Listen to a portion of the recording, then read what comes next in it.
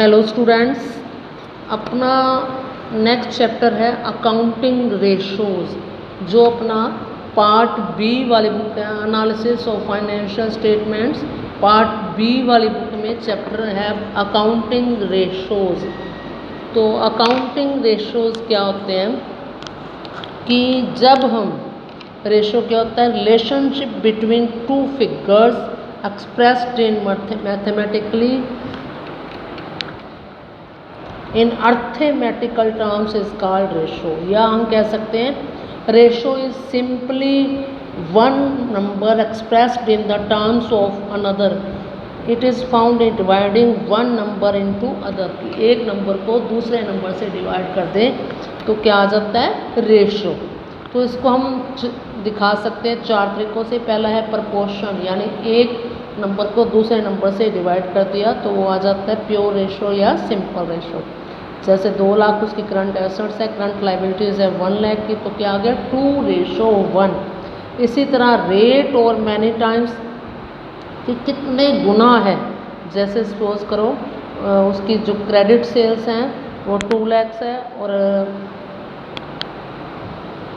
Receivables है 40,000 के, तो उनको डिवाइड किया तो आ गया 5 टाइम्स, यानी 5 गुना।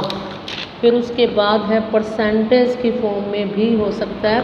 तो परसेंटेज की फॉर्म में होता है, जैसे उसने कहा कि उसकी कैपिटल थी 10 लाख की और वो प्रॉफिट कमा रहा है 2 लाख, मल्टीप्लाई कर दे 100 से तो वो 20% प्रॉफिट कमा रहा है। फिर फ्रैक्शन की फॉर्म में, जैसे net profit is the 1/5 of the capital, यानी अगर 2 लाख हम कमा रहे हैं 10 लाख पे तो 1/5 हिस्सा ही कमा रहे हैं। फिर 2 टाइप्स का हो जाता है क्रॉस सेक्शन एंड एनालिसिस। इसमें क्या होता है, सिलेक्टेड फर्म्स के साथ अपनी फर्म का कंपैरिजन करना, यानी सेम इंडस्ट्री की सिलेक्टेड फर्म्स के साथ अगर हम कंपैरिजन करते हैं तो वो है क्रॉस सेक्शन एनालिसिस। इससे क्या इन्फॉर्मेशन मिलती है, हम कंक्लूज़न निकाल सकते हैं कि कैसा हमारा बिजनेस चल रहा है।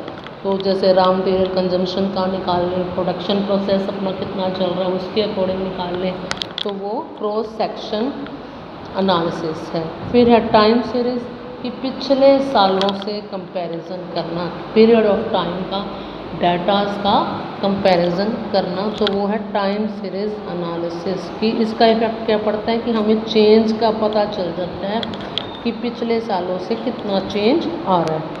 तो इसके बेंचमार्क्स क्या हो जाते हैं कि एक सिंगल रेशो हमें कुछ नहीं बता सकता, उसके लिए हमें कई तरह के रेशोज़ का एनालिसिस करना पड़ता है, फिर हम किसी कंक्लूज़न पे पहुंचते हैं।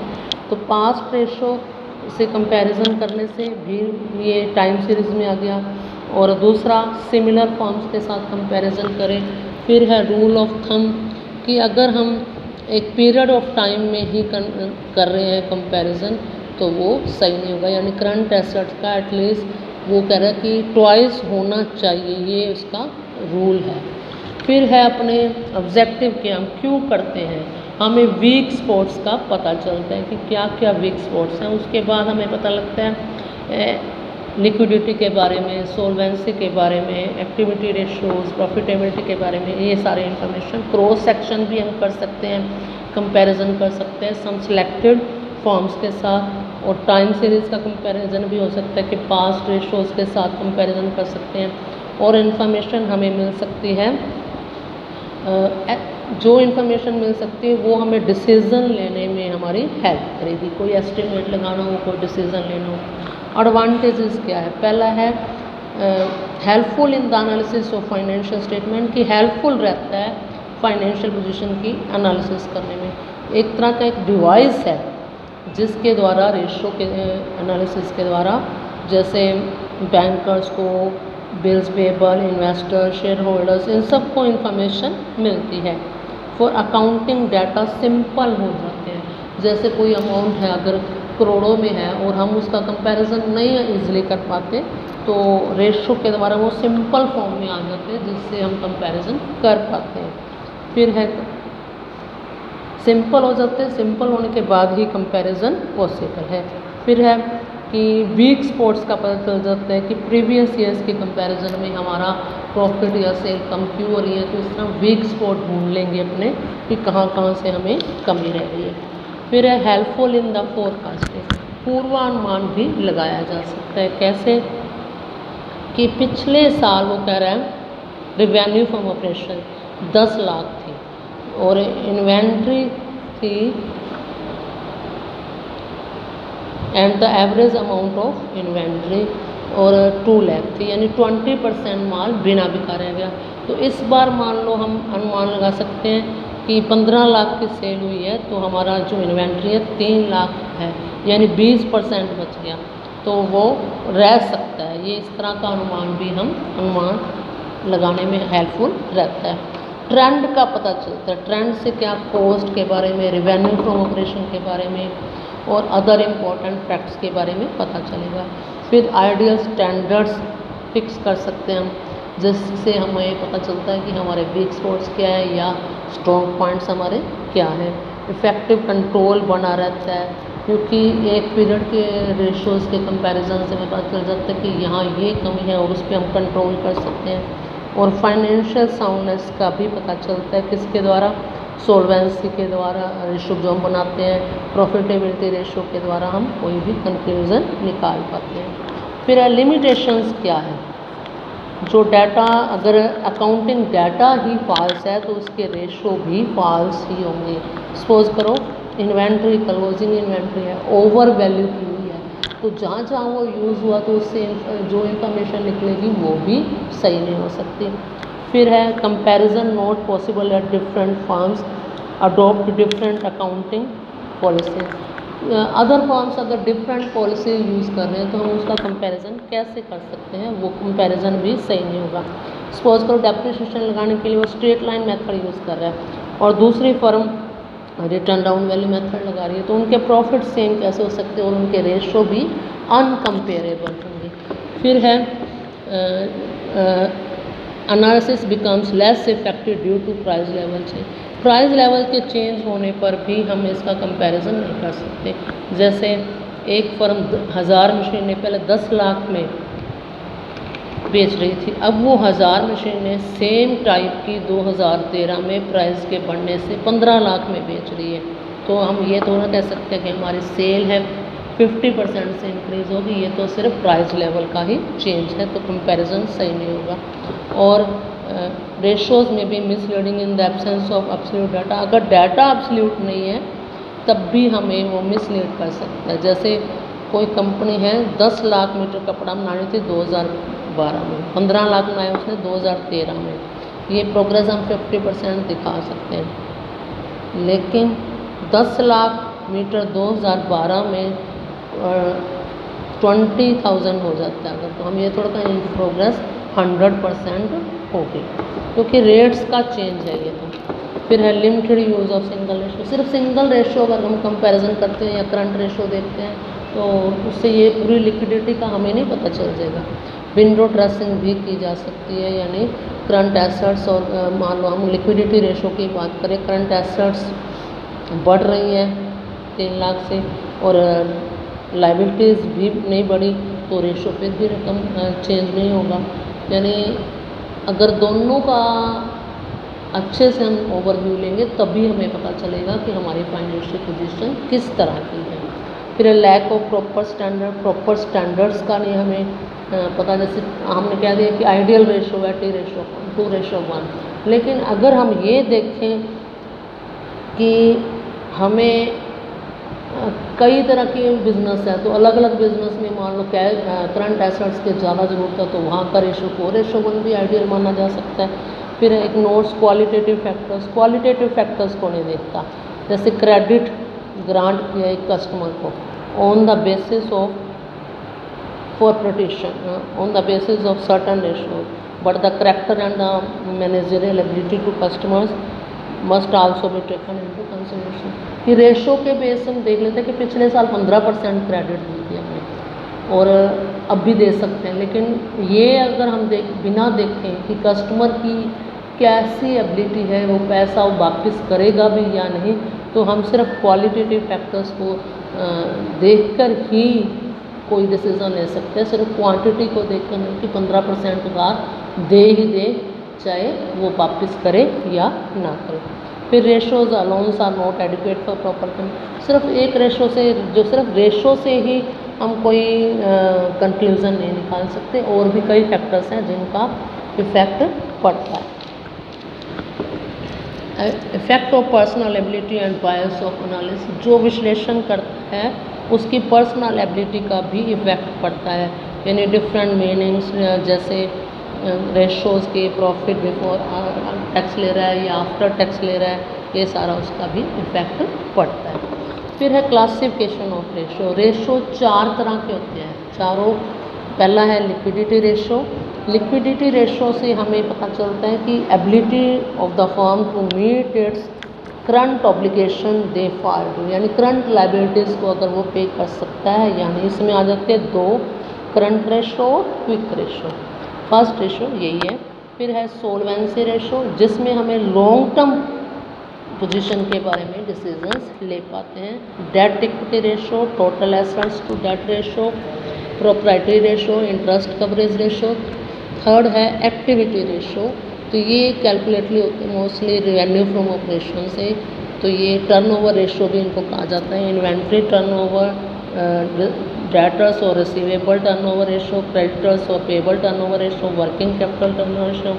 फोर्थ है प्रॉफिटेबिलिटी रेशो, की जो प्रॉफिट कितना, किससे रिलेटेड है कि कितना प्रॉफिट हम कमा रहे हैं। पहला है gross profit ratio, operating ratio, operating profit ratio, net profit ratio, return on investment. तो इस तरह ये थे अपने प्रॉफिटेबिलिटी रेशो। सबसे पहले हम कर रहे हैं लिक्विडिटी रेशो।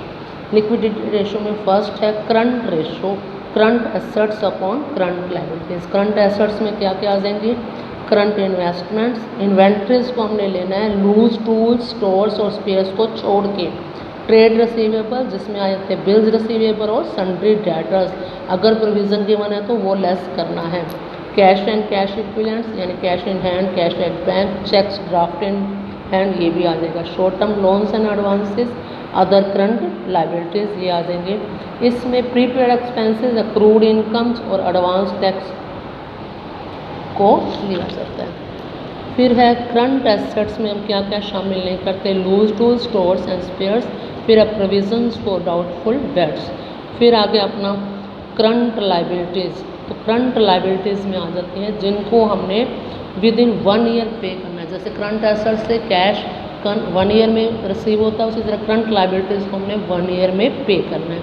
तो पहला है शॉर्ट टर्म बोरिंग्स, जिसमें आ गया बैंक ओवरड्राफ्ट, ट्रेड पेबल्स, जिसमें बिल्स पेबल और sundry creditors. Other current liabilities, यानी कोई अगर लॉन्ग टर्म डेट है जो इस साल उसका मैच्योरिटी पीरियड है, तो उसको भी हम इसमें शामिल करेंगे। Interest accrued, income received in advance, outstanding expenses, unclaimed dividend, calls in advance, short term provisions, यानी प्रोविज़न फॉर टैक्स और प्रपोज डिविडेंड को भी इसमें शामिल किया जाए।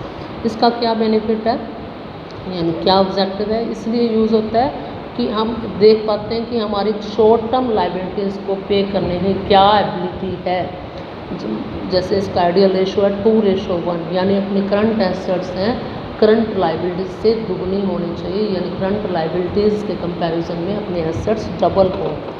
तो अगर ज़्यादा हायर रेशो है, दैट मीन्स कि अपना इन्वेंट्री में ज़्यादा पाइलअप हो गया, पैसा फंस गया है, और ट्रेड रिसीवेबल्स में पैसा जा चुका है क्योंकि हम निकाल नहीं पा रहे, कैश और बैंक बेकार, बैलेंस बेकार पड़े हुए हैं। तो ये सबसे बड़ी ड्रॉबैक है। इनमें सभी उन्हीं एसेट्स को शामिल करना है जो विद इन 1 ईयर हमारे कैश में रिलाइज हो जाती है, और ओनली दोज लायबिलिटीज़ को हमने शामिल करना है जो हमने विद इन 1 ईयर पे करनी है। और इन्वेस्टमेंट, अगर नॉन करंट इन्वेस्टमेंट लिख रखा है तो उसको नहीं लेना, हमें कौन सी करंट इन्वेस्टमेंट वर्ड लिखा है या मार्केटेबल सिक्योरिटीज़ लिखा है तो उसको करंट एसेट्स में शामिल किया जाता है। फिर है बैंक ओवरड्राफ्ट, ये करंट लायबिलिटीज़ में आ जाते हैं। फिर लोन या loan on mortgage, bank loan, ये लॉन्ग टर्म बोरिंग्स है, इसलिए इसको करंट लायबिलिटीज़ में शामिल नहीं किया जाता। फिर है एग्जाम्पल फर्स्ट, जिसके अकॉर्डिंग करंट रेशो निकालना है। नॉन करंट इन्वेस्टमेंट्स है 1 लाख की, करंट इन्वेस्टमेंट 40,000, इन्वेंट्रीज है 280 के, जिसमें लूज टूल्स शामिल हैं, sundry debtors, bills receivable, sundry creditors, bills paper, long term borrowing, short term borrowing, long term provisions, short term provisions जिसमें प्रोविजन फॉर टैक्स है, cash and bank balance है। तो first हम कर रहे हैं करंट रेशो निकालना। फार्मूला क्या है? Current assets upon current liability.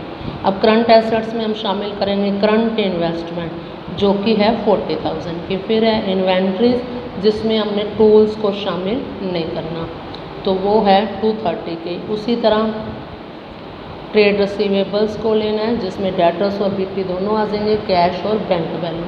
मतलब कितनी आ गई current asset? 40,000 plus 230 plus 160 plus cash, ये bills and debtors and BR दोनों ले लें और कैश एंड बैंक बैलेंस है 30,000 यानी 4,80,000 का आ गया। फिर है करंट लायबिलिटीज़, ट्रेड पेबल्स यानी क्रेडिटर्स और बीपी दोनों, शॉर्ट टर्म प्रोविजंस यानी 20,000, ये बन गया 120 प्लस 10,000 प्लस 50,000 प्लस 20,000, ये कितना आ गया? 2 लाख। तो ये 4 लाख रेशो का फार्मूला था current assets upon current liabilities, 4,80,000 divided by 2 lakh, तो ये बन गया 2.4:1। आइडियल रेशो क्या था इसका? 2:1, यानी इसकी फाइनेंशियल पोजीशन सॉलिड है, यानी वो अपनी करंट लायबिलिटीज़ को पे करने में सक्षम है। नेक्स्ट है क्विक रेशो या एसिड टेस्ट रेशो या लिक्विड रेशो। तो इसका फार्मूला है liquid assets upon current liabilities. अब लिक्विड एसेट्स में हमने क्या क्या शामिल करना है? करंट इन्वेस्टमेंट, ट्रेड रिसीवेबल जिसमें बीआर प्लस डेटर्स प्रोविजंस नहीं लेना, cash and cash equivalents, short term loans and provisions. या हम कह सकते हैं करंट एसेट्स में से इन्वेंट्री नहीं लेनी, प्रीपेड एक्सपेंसेस नहीं लेना और एडवांस टैक्स को नहीं लेना, और जो करंट लायबिलिटीज़ हैं वो सेम होगी, उस बेस पे हमें करना है। तो इसका ऑब्जेक्टिव क्या होता है कि अगर हमें कोई ऐसी लायबिलिटी आ जाती है जो with in less than 1 year हो, वो भी हम पे करने के पोजीशन में है या नहीं। तो इसका थ्योरी है, वही रिलेशन क्या होता है करंट एसेट्स और करंट लायबिलिटीज़ का, इसका लिक्विड एसेट्स का करंट लायबिलिटीज़ के साथ फार्मूला था current assets upon current liabilities और current liquid assets upon current liabilities. इसमें है हमें पता चलता है कि 12 मंथ्स के अंदर कोई लायबिलिटी है तो उसको हम पे कर सकते हैं नहीं, और इसमें हमें पता चलता है कि अगर current liability with in 1 month भी आ जाए तब भी हम पे कर पाएंगे या नहीं। आइडियल रेशो 2:1, इसका 1:1। इसी तरह ट्रू मेजरमेंट हमें नहीं बता पाता फाइनेंशियल पोजीशन का, और ये हमें ट्रू पोजीशन बताता है क्योंकि इसमें हमने इन्वेंट्री भी शामिल नहीं की। अब हम थर्ड एग्जाम्पल कर रहे हैं, ट्रेड इन्वेस्टमेंट्स।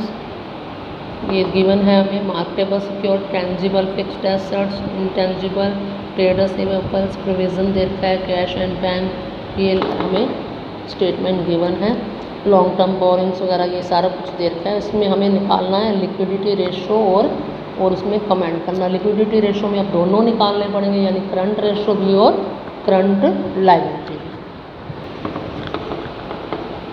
तो सबसे पहले current ratio, current assets upon current liabilities. तो करंट एसेट्स में हम लेंगे ये सबसे पहले मार्केटेबल सिक्योरिटीज़ 40,000 के, फिर लेंगे हम डेटर्स प्रोविज़न लेस करते हुए और कैश एंड बैंक बैलेंस ये है, और इन्वेंट्रीज़ को भी हमने इसमें तो लेना है 3,90,000, और उसके बाद आ जाएगा टैक्स पेड इन एडवांस, ये भी इसमें शामिल होगा, यानी कितना बन जाएगा ये 30,000, और ये टोटल बन गया अपना 7,20,000। फिर हमने लेना है करंट लायबिलिटीज़ को। तो करंट लायबिलिटीज़ में आ जाता है ट्रेड पेबल्स और रेंट पेबल, डिविडेंड पेबल यानी जो ड्यू है करंट लायबिलिटी है, bank overdraft, provision for tax, ये सारे इसमें शामिल करते हैं। तो ये 1,20,000, 10,000, 30,000, 25,000 और 40,000।